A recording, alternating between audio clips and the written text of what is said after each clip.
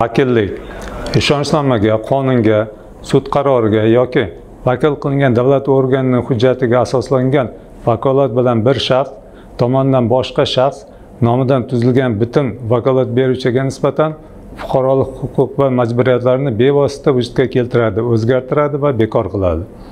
O'z xarakteriga ko'ra faqat shaxsan tuzilishi mumkin bo'lgan bitimni, shuningdek qonun hujjatlaridan nazarda tutilgan boshqa bitimlarni vakil orqali tuzishga yo'l qo'yilmaydi.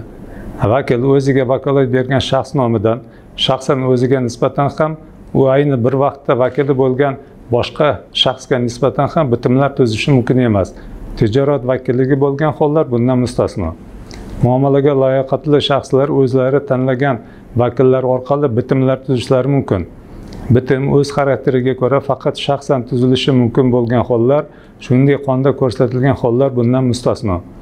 Muomalaga layoqatsiz fuqarolar nomidan bitimlarni ularning ota-onalari, farzandlik oluvchilari va vasilalari tuzadilar.